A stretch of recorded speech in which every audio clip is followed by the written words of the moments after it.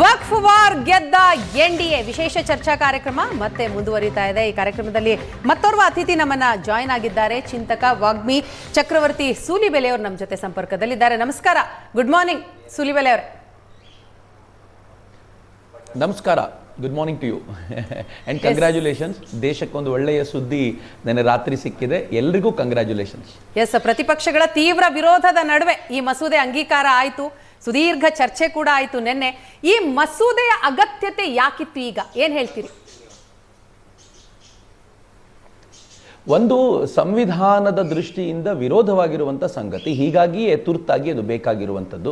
ನಾನು ಯಾಕೆ ಅಂತ ಹೇಳ್ತೀನಿ. ಮೊದಲನೇದು, ನೀವು ಮೈನಾರಿಟಿ ಅಂತ ಕರೆಯೋದಾದರೆ ಭಾರತದಲ್ಲಿ ಮೈನಾರಿಟಿ ಇಸ್ಲಾಂ ಮಾತ್ರ ಅಲ್ಲ, ಅಲ್ಲಿ ಜೈನರಿದ್ದಾರೆ, ಬೌದ್ಧರಿದ್ದಾರೆ, ಪಾರ್ಸಿಗಳಿದ್ದಾರೆ, ಇವರೆಲ್ಲರೂ ಮೈನಾರಿಟಿಗಳು. ಯಾರಿಗೂ ಇಲ್ಲದೆ ಇರುವಂಥದ್ದು ಇವ್ರಿಗೆ ಮಾತ್ರ ಯಾಕೆ ಅನ್ನೋದು ಮೊದಲನೇ ಪ್ರಶ್ನೆ. ಇನ್ನು ಎರಡನೇದು, ನೀವು ರಿಲಿಜಿಯಸ್ ಐಡೆಂಟಿಟಿ ಇಟ್ಕೊಂಡು ಅವ್ರಿಗೆ ಬೇಕಾಗಿರುವಂಥ ಮನಮಾನಿ ಮಾಡಲಿಕ್ಕೆ ಒಂದು ವ್ಯವಸ್ಥೆ ಮಾಡ್ಕೊಡೋದಿದೆಯಲ್ಲ, ಇದು ಬಾಬಾ ಸಾಹೇಬರ ಸಂವಿಧಾನದ ಪರಿಕಲ್ಪನೆಗೆ ವಿರುದ್ಧವಾಗಿದ್ದರಿಂದ ಇದನ್ನ ಬ್ರಿಟಿಷರು 1913ನಲ್ಲೇ ಲಂಡನ್ನ ಪ್ರಿವಿ ಕೌನ್ಸಿಲ್ನಲ್ಲಿ ಇದನ್ನ ಧಿಕ್ಕರಿಸಲಾಗಿತ್ತು, ವಿರೋಧಿಸಲಾಗಿತ್ತು. ಅಂದ್ರೆ ಶಾಶ್ವತವಾಗಿ ಇದು ಅತ್ಯಂತ ಕೆಟ್ಟ ವ್ಯವಸ್ಥೆ ಆಗುತ್ತೆ ಅಂತ ಲಂಡನ್ನ ಪ್ರಿವಿ ಕೌನ್ಸಿಲ್ನಲ್ಲೇ ಇದನ್ನ 4 ಜಡ್ಜ್ಗಳು ಹೇಳಿದ್ರು. ಅಷ್ಟಾದಾಗ್ಯೂ ಭಾರತದಲ್ಲಿ ಡಿವೈಡ್ ಅಂಡ್ ರೂಲ್ ಅನ್ನ ಉಪಯೋಗಿಸ್ಕೊಳ್ತಾ ಇದ್ದ ಅವರು ಬ್ರಿಟಿಷರು ಇದನ್ನಿಲ್ಲಿ ಉಳಿಸ್ಕೊಂಡು ಬರುವಂತ ಪ್ರಯತ್ನ ಮಾಡಿದ್ರು. ಸ್ವಾತಂತ್ರ್ಯ ನಂತರ ನಾವು ಮುಸಲ್ಮಾನರಿಗೆ ಪ್ರತ್ಯೇಕ ಭೂಮಿಯನ್ನೇ ಕೊಟ್ಬಿಟ್ವಿ. ಎಷ್ಟು ಭೂಮಿಯನ್ನ ಕೊಟ್ವಿ ಅಂತಂದ್ರೆ, ವಕ್ಫ್ ಇವತ್ತೇನಿರ್ಬೋದು ಅದರ 10 ಪಟ್ಟು ಹೆಚ್ಚು ಭೂಮಿಯನ್ನ ಕೊಟ್ವಿ. ಅದಾದ ನಂತರ ಈ ತರದೆಲ್ಲ ಭಾರತದಲ್ಲಿ ನಡಿಬಾರ್ದಾಗಿತ್ತು. ದುರಂತ 1953ಯಲ್ಲಿ ಆಕ್ಟ್ ಅನ್ನ ಬಲಗೊಳಿಸಲಾಯಿತು.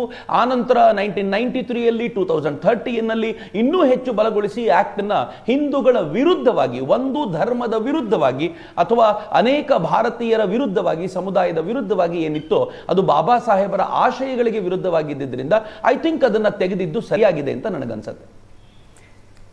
ಆದ್ರೆ ಮುಸ್ಲಿಮರು ಹೇಳ್ತಾ ಇರುವಂಥದ್ದು, ಪ್ರತಿಪಕ್ಷಗಳು ಹೇಳ್ತಾ ಇರುವಂಥದ್ದು, ಇಲ್ಲ ಇದು ನಮಗೆ ವಿರುದ್ಧವಾದಂತಹ ಒಂದು ಮಸೂದೆ, ಇದು ಸಂವಿಧಾನ ವಿರೋಧ ಮಸೂದೆ, ಇದು ಸಂವಿಧಾನದ ಮೇಲೆ ದಾಳಿ ಮಾಡ್ತಾ ಇದೆ ಎನ್ಡಿಎ ಸರ್ಕಾರ ಅಂತ.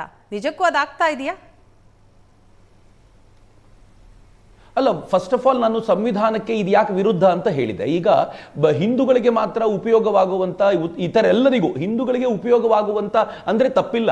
ಆದರೆ ಹಿಂದೂಗಳಿಗೆ ಉಪಯೋಗವಾಗುವಂತ ನೆಪದಲ್ಲಿ ಉಳಿದೆಲ್ಲರಿಗೂ ಮೋಸವಾಗುವಂತ ಯಾವ್ದಾದ್ರು ಕಾನೂನು ತಗೊಂಡು ಬಂದ್ರೆ ಅದು ಸಂವಿಧಾನ ವಿರೋಧಿ ಆಗುತ್ತೆ. ಆದ್ರೆ ಇಲ್ಲಿ ಇರುವಂತ ಸಮಸ್ಯೆ ಏನು ಅಂತಂದ್ರೆ, ಇದು ಮುಸಲ್ಮಾನರಿಗೆ ಪರ ಅಷ್ಟೇ ಅಲ್ಲ, ಎಲ್ರಿಗೂ ವಿರೋಧ. ಆರ್ಟಿಕಲ್ 40 ಅದರಲ್ಲಿ ಏನಿತ್ತೋ, ಅದರಲ್ಲಿ ಕ್ಲಾಸ್ 40 ಇತ್ತಲ್ಲ, ಅದು ಹೇಗಿತ್ತು ಅಂತಂದ್ರೆ, ಯಾವ ಜಾಗವನ್ನ ಯಾರು ಬೇಕಿದ್ರು ತಮ್ಮದ್ದು ಅಂತ ಹೇಳ್ಬೋದು. ಸೂರತ್ನ ಮುನ್ಸಿಪಲ್ ಕಾರ್ಪೊರೇಷನ್ ಇದು ನಮ್ದು ಅಂತ ಹೇಳ್ಬಿಟ್ರಲ್ಲ ಅವರು. ಅದು ನಮ್ದು ಯಾಕೆ ಅಂತಂದ್ರೆ, ಹಜ್ಜಿಗೆ ಹೋಗೋ ಸಂದರ್ಭದಲ್ಲಿ ಯಾವತ್ತೋ ಒಂದಿನ ಧರ್ಮಛತ್ರವಾಗಿ ಬಳಕೆ ಆಗ್ತಾ ಇತ್ತು, ಜನ ಬಂದು ಅಲ್ಲಿ ಉಳ್ಕೊಂಡು ಹೋಗ್ತಾ ಇದ್ರು ಮೊಘಲರ ಕಾಲದಲ್ಲಿ, ಹೀಗಾಗಿ ಅದು ನಮ್ದೇ ಅಂತಂದ್ರೆ, ನೀವು ಒಂದು ಸಲ ವಕ್ಫ್ ಆಗಿದ್ದು ಜೀವಮಾನ ಪರ್ಯಂತ ವಕ್ಫ್ ಆಗಿರುತ್ತೆ ಅನ್ನುವಂತ ಈ ಪರಿಕಲ್ಪನೆ ಇದೆಯಲ್ಲ, ಇದೇ ಅನ್ಅಕ್ಸೆಪ್ಟಬಲ್ ಆಗಿರುವಂತದ್ದು. ಆ ದೃಷ್ಟಿಯಿಂದ ನೋಡಿದ್ರೆ ಇದು ಯಾವ ಕಾರಣಕ್ಕೂ ಕೂಡ ಸಂವಿಧಾನ ಬದ್ಧವಾಗಿರುವಂತದ್ದಲ್ಲ ಅಂತ.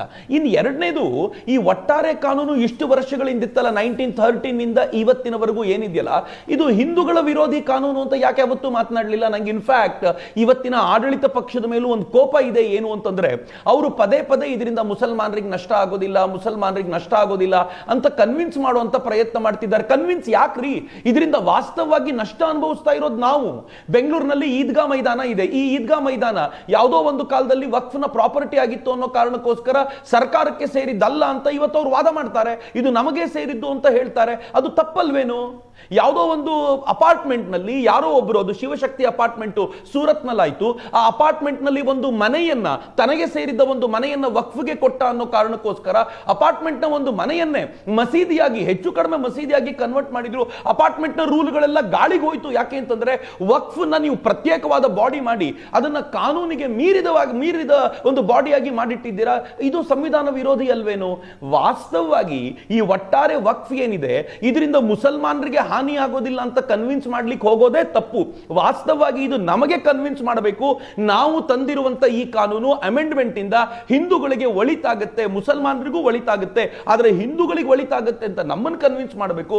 ದುರದೃಷ್ಟ, ನಾವೆಲ್ಲರೂ ಸೇರ್ಕೊಂಡು ಮುಸಲ್ಮಾನರನ್ನ ಕನ್ವಿನ್ಸ್ ಮಾಡ್ತಿದೀವಿ, ನಿಮ್ಗೆ ಒಳ್ಳೇದಾಗ, ನಿಮ್ಗೇನು ಕೆಟ್ಟದಾಗೋದಿಲ್ಲ, ನಿಮ್ಗೇನು ಕೆಟ್ಟದಾಗಿದ್ದಿಲ್ಲ. ಐ ಡೋಂಟ್ ಅಂಡರ್ಸ್ಟ್ಯಾಂಡ್ ಭಾರತ ಯಾವ ತರದ ಆಲೋಚನೆ ಮಾಡ್ತಿದೆ ಅನ್ನೋದೇ ನಂಗೆ ಆಶ್ಚರ್ಯ ಅಂತ ಅನ್ಸುತ್ತೆ ಈ ವಿಚಾರವಾಗಿ ನೋಡಿದಾಗ.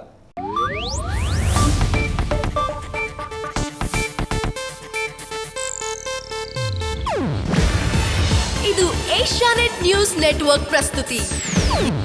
ನೀವು ನೋಡ್ತಿದ್ದೀರಾ ಏಷ್ಯಾನೆಟ್ ಸುವರ್ಣ ನ್ಯೂಸ್.